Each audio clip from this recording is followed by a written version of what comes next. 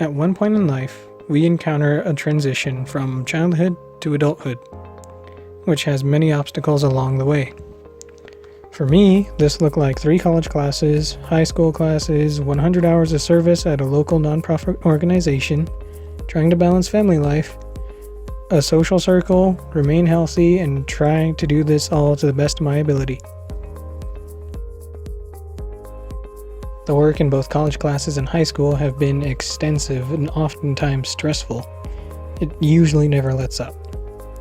But despite all of this, we are encouraged to have fun and enjoy ourselves as we go about our daily life, because we will only be young for so much longer. At times, it is even hard to keep track of who I am, or who I'm supposed to be, everywhere I go.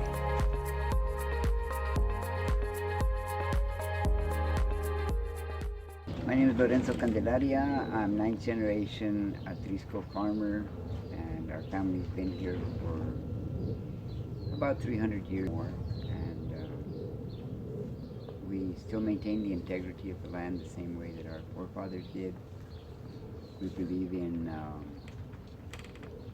a very real approach to how we nurture the earth.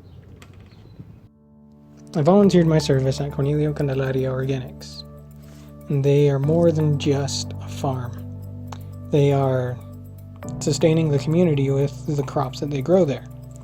They are giving to restaurants, to schools, to different programs that feed either homeless people or people in need. So we'd like to still continue to do the same things that our forefathers did in looking at the sacredness of the land and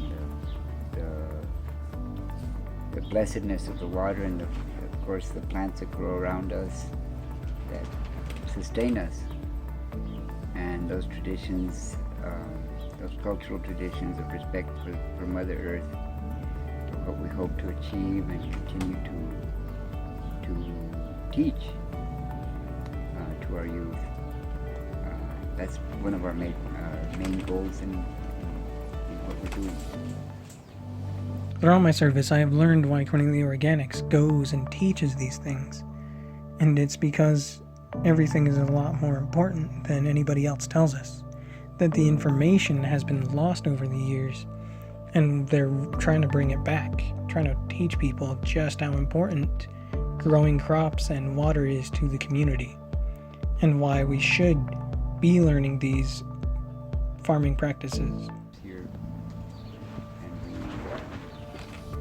we try to involve our youth as much as we possibly can by bringing children from different high schools and mid schools, and, well, all the way from kindergarten to college. We've had students that have participated, and we hope to carry on the tradition of teaching and farming as a unified teaching tool. Many days throughout the year, I have showed up to service ready to work and full of energy because I knew what we had to do that day. But after hours of harvesting, digging up Chinese elms, pulling weeds, and maintaining the crops, I would usually go home tired. I make service sound harder than it actually is, but that's only because of a habit I have that just doesn't let me take work easily. I'd have to put everything I have out there and do everything as best as I can. I even worked so hard that I ended up straining my back pretty bad late in the year. My year may only seem hard because of my work ethic, because of the stress I've put myself through, and just because of how reckless I am usually. And on a few different occasions that has landed me in the hospital for various different pains, aches, and injuries that I've encountered over the course of the year. But despite all that, and the rocky year I've had, I am still here, pushing, giving as much as I can to the work that I still have left throughout this year. And after all of this, I am finally ready to take the next step and begin the next chapter of my adult life.